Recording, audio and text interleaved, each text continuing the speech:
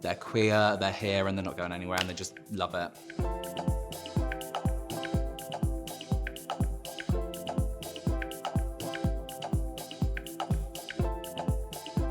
Pride to me is both a celebration of self-expression, being true to yourself, living freely, but also a reminder that we still have a long way to go. It's about standing up for what you believe in, standing up for communities that need support. I like that it's so diverse. There's people of all different colours, gender identities, like we're all there for each other and we've all been through similar things. It's both a celebration and a protest, and both those things are equally important. You know, as time's gone by, people sort of have this illusion that there's less of a need for pride when it's completely the opposite. I think it's just such like a family, and when you're at events like Pride, everyone's just so happy and expressive, and it just is such a good feeling to be like around people that you can relate to and you can see their experiences and how you share similar experiences.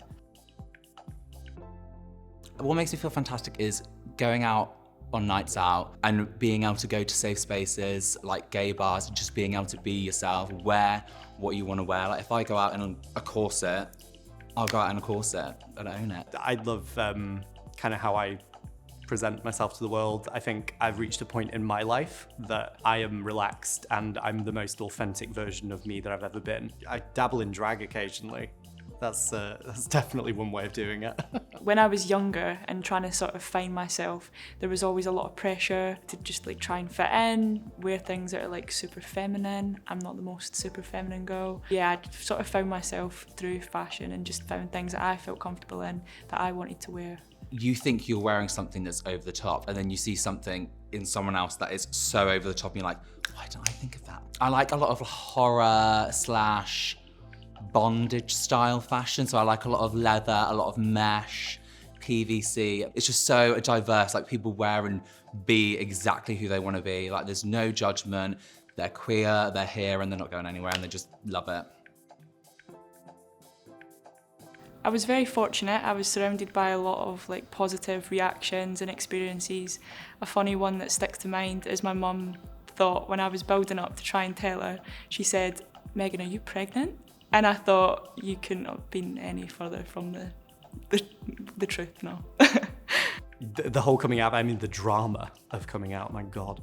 Once you got over all of that, I mean, I think my mum's words were, I think there'd be something wrong if you weren't gay. And she was right.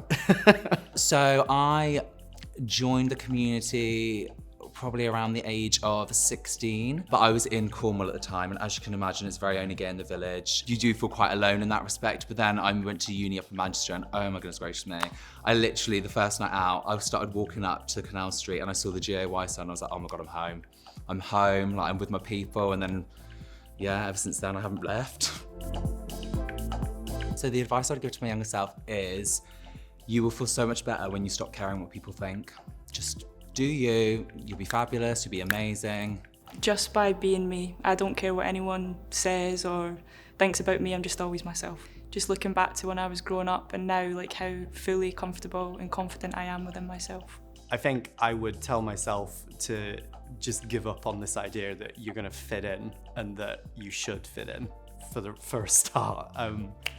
A hell of a lot happier once I realised that, you know, just doing me was probably the right way to go. And also that it's not going to be easy.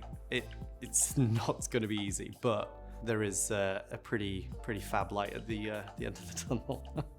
And learn to bleach your hair. I think there's a lot of elements in the community that's still very much underrepresented, so I hope that we can keep becoming inclusive of everyone and making it a safe space for everyone, and just the kids that are growing up today just get into a place where they don't need to feel too different or talk about things too much, and just it's just more normal and accepted.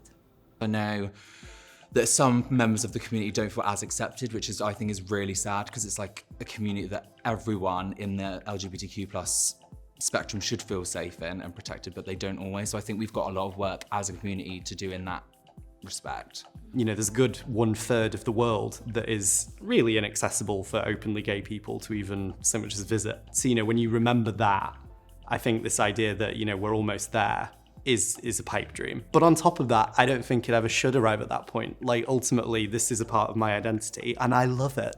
Why should that be something that we don't talk about anymore? I'm Megan, I identify as gay, and my friends and family make me feel fantastic. I'm Jack, I identify as a gay man, and my community makes me feel fantastic. My name's Grant. I identify as gay or queer. My friends and this community that I belong to make me feel fantastic.